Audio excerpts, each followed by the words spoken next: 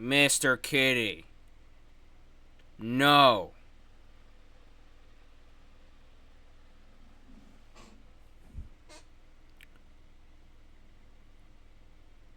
Alright, guys.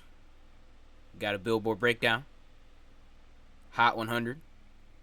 October 5th, 2024. Mixtape Pluto. Burning down. Una Veta. Hold on. Not gonna lie. Kind of a boring week. Just some Future that I did not listen to. Glorilla. And some Spanish shit, I guess. But, yeah. Are you ever going to stop? Huh? Is he ever going to stop? Look at him. We're just going to sit here and wait.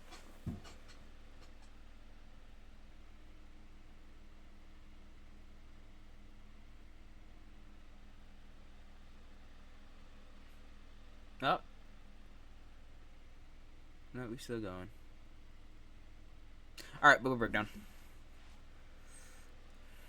I'm Mark, in affiliation. Oh, wait, go ahead. Hey there, I'm Mark, in affiliation with Spectrum Pulse. And look, it's another Future album bomb week. Yeah. And it's Billboard breakdown.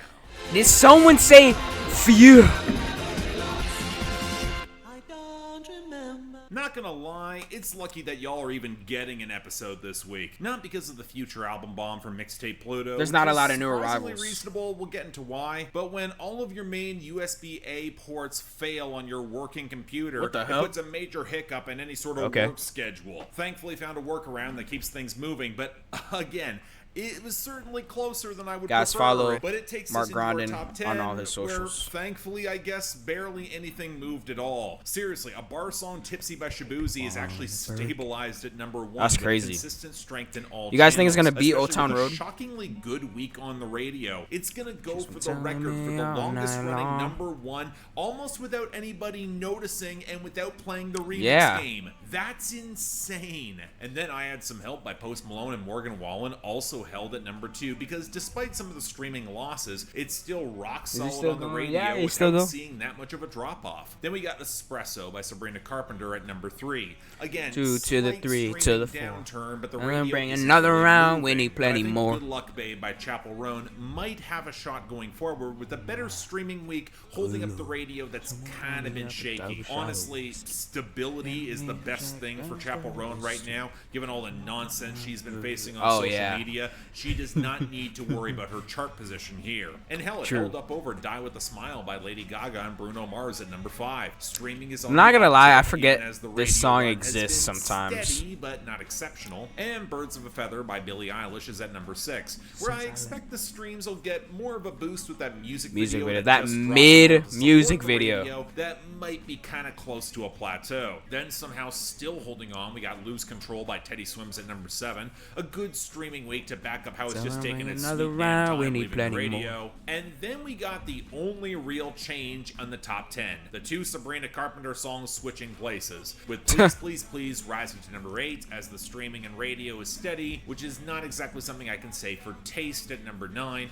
where the streams are so bad. falling Oh, he off, stopped. the radio just does not have that full push just yet, even if streaming is still strong right now. Finally, Not Like Us by Kendrick Lamar held on to number 10 as the radio momentum is effectively gone, but streaming is still close. It's gonna hold on for at least a little while longer, and that takes us to the expected busy week of losers and dropouts. As in the latter group, as expected, Mark Grodin, you made a spelling mistake. A lot of them. Dropouts. Stallion. Album bomb week, there were I can't lot believe of them, this. with the only song I'm absolutely certain getting its year-end list spot being Wannabe by Glorilla and Megan Thee Stallion. Although The Boy Is Mine by Ariana Grande, Band for Band by Central C and Lil Baby, and Chihiro by Billie Eilish probably got quite close. Outside of those, we also saw Si No Quieres No by Luis R. Conriquez and Nitin Vega fall very well short, as did You My Everything by Sexy Red and Drake, alongside Nasty by Tinashe. But we did get a comfortable list of losers, so let's start off with the debuts from last week falling back, like It's Okay, I'm Okay by Tate McRae at 32, Dancing in the Flames Tate by McRae's Weeknd so at bad. glad. 38, All Red by Playboy Cardi at 51, and Passport Junkie by Rod Wave way down at 98. Then we have the One Gain Falling Back, hate to say it's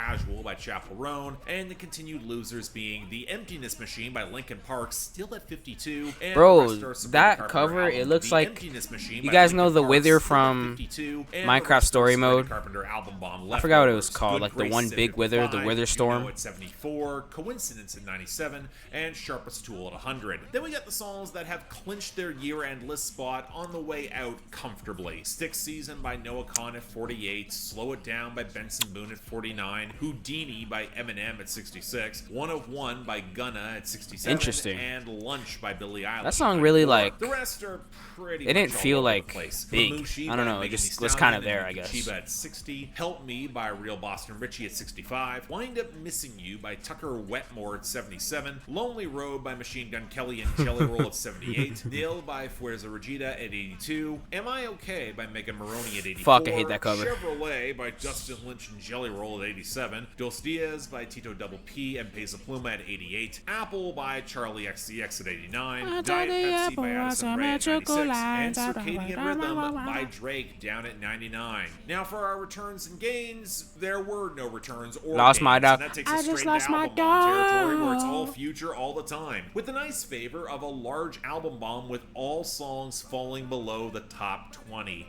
That's just swell. It's nice. And just focusing on the best or worst here, that makes my week easy. And outside those, Made My Hoe Faint at 85, Lost My Dog at 83. Very close to making my honorable mentions. It is a decent reflection of the other side of, well, everything Future raps about. Told My at 81, A-Say Gang at 80, Oath at 70, MJ at 68, Press the Button at 61, I really like the cover. South of France at 57. I don't know. I just never felt compelled to go and listen to this. Cook Up at 42. Ski at 26, Too Fast at 23, and Teflon Dawn at 21. But alright, we still have a respectable week here, and we're going to start off with number 86, Hold On by Glorilla. Bitch go north, give a fuck about this party. We gon' step on shit regardless. Get my gun and swipe that bitch, and now the spirit to charge.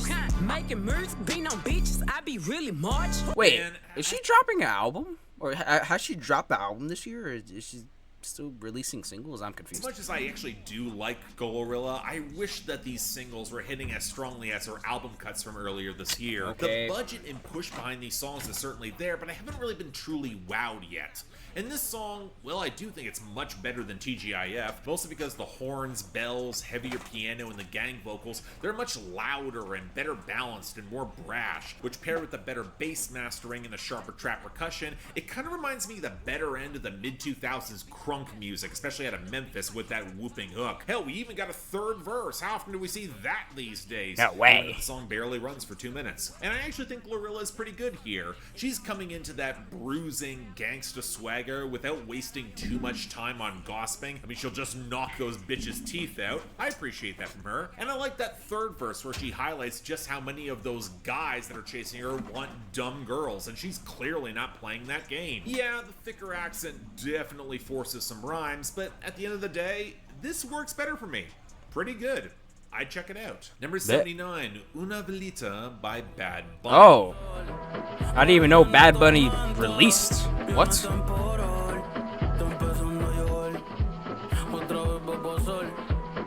Is this like a Halloween song or something? I'm confused.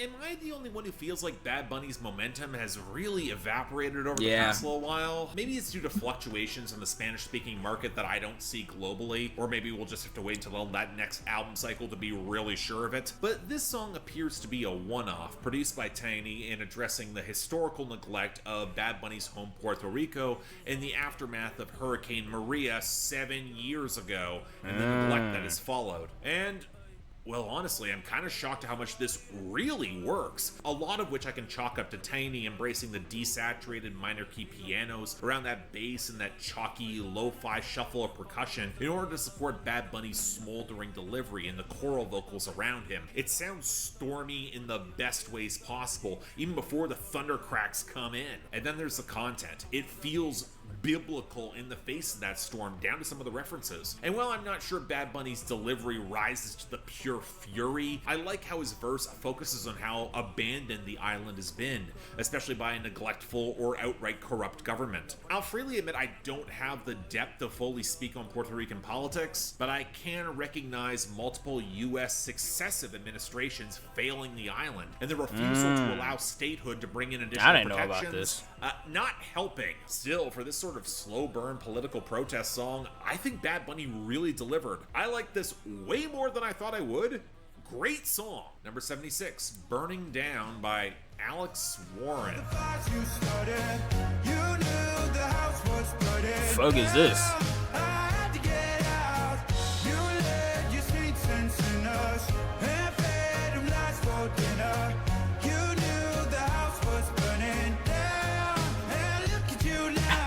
You could say, you could say, I could slow dance in a burning room to this song.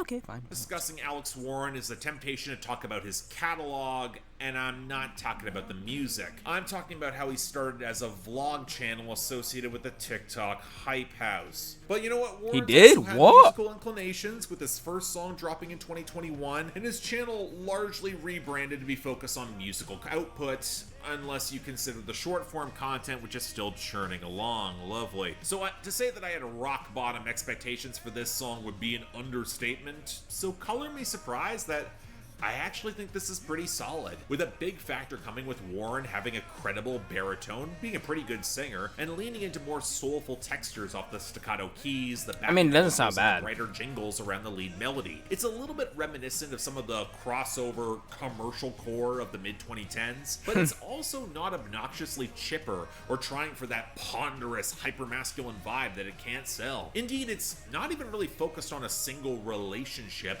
so much as the experience of getting betrayed by your friends who you tried to help out at your own risk, but they just kept screwing up and then blaming you for it. Where it feels like the underlying emotion is relief and getting away from all of that. Hell, if you've been around ungrateful social climbers, as Warren probably was in the earlier days, Right. you kind of get the emotional through line here, mostly sold by him sounding more mature and world-weary than outright angry or pissy. Yes, he's very obviously taking cues from Hosier, and there's a couple questionable mixing choices, especially in the vocal mix, that can feel a little bit muffled in the quieter moments, especially on the pre-chorus, but you know what, this might be a big surprise, but I think this is pretty damn credible. Wow. I don't mind this at all. Quite a good song. Number 63, Surfing a Tsunami by Future. Niggas out this trap is so amazing. I can surf on the tsunami when the wave hit. I get fly with all these guns on me, I'm blazing. Okay, Sounds so for okay. as much as I appreciate Future's track placement making my job in this show a little bit easier, actually talking about Mixtape Pluto, it's a mixed bag at best, and some of that is evidenced with my favorite song from this project, mostly on the fact that the mastering's actually competent here, and Wheezy gave him some production with actual melodic Wheezy swell, outta here. with that warbling stutter, the hazier guitars erupting into a chilly, borderline cinematic rush, riding off those crisp drums. I really love how well the percussion is mixed here. It feels as windswept as the waves crashing across the song, even as Future will jump across vocal inflections Like a and filters tsunami! and have a bit more energy. No, the content isn't really worth much. Future seems acutely aware of how precarious this can all seem when you're riding this high, but he's kind of just along for it. But I do appreciate the focus on actually bringing up the people around you for success, which might as well be the subtext of releasing this mixtape in the first place and getting all of his producer pals another big check,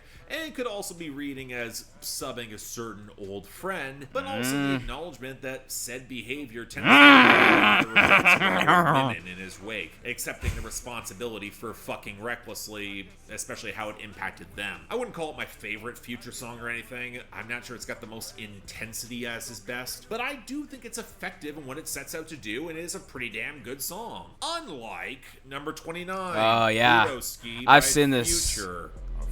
I've heard this song.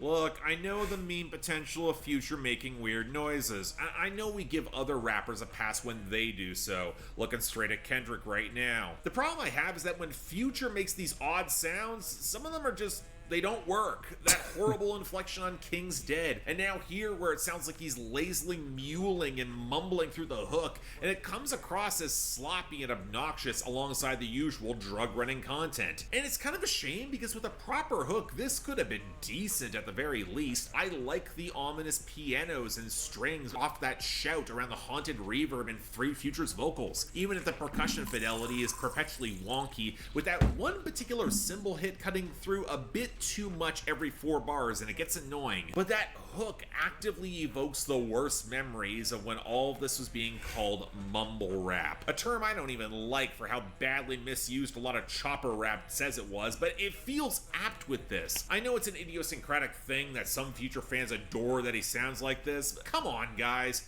you know he's better. Just let's move on. And finally, number 25, Lil Demon by Future.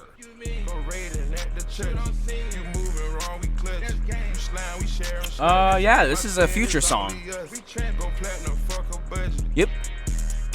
Future definitely made this song. What really pissed me off with this tape, really bad mixing. You get those gothic gurgles to set up the melody, but the bass mixing from Southside is so bricked out against the cheap trap percussion, it feels ugly as sin. Yes, I know, intentionally so, but it goes past that into reminding me of the cheapest Future mixtapes and collabs where the mixing was so obviously a non-priority. It doesn't help that feeling of laziness when we have the hooks on either side of a single verse for a song barely eclipsing 2 minutes, with more tedious drug running we've heard from him before, amongst where Future has a sneezing ad-lib, claiming that he knew how to count money before he knew how to read, not promising development for a songwriter, referencing getting love from Kanye West in this Vultures era, not the flex it used to be, before Future effectively gives up for the last third of his verse with lines like wipe his nostril like a snotty nose, and half-formed lyrical fragments that can't even pass as ad-libs. It's the part about Future mixtapes that I find so frustrating because it's self-defeating. I get ensuring that everyone in your circle will get paid, but when the quality isn't remotely there and the song comes off so goddamn lazy, it only damages your future ability to keep those payments coming Future in. ability? So yeah, Future? it's pretty damn bad. And you know what? I actually do think this has the edge as the worst song of this week. Really? At least Plutoski is competently mixed, and I kind of get what I was trying to do. Now, best of the week, it is close. I'm going to give a tie for the top spot between Surfing a Tsunami by Future and Una Velita by Bad Bunny. With the honorable mention, yeah, it's going to Burning Down by Alex Warren. Again, I'm as shocked as you might be. Now, next week, I'm not seeing that big major release, and I got no illusions that Tommy Richmond's getting an album bomb. Yeah, no We'll shot. have to see there. But until then, I'm Mark. You're watching Billboard Breakdown. Affiliate with Spectrum Pulse. And I'll see you next time. He'll see us next time, guys.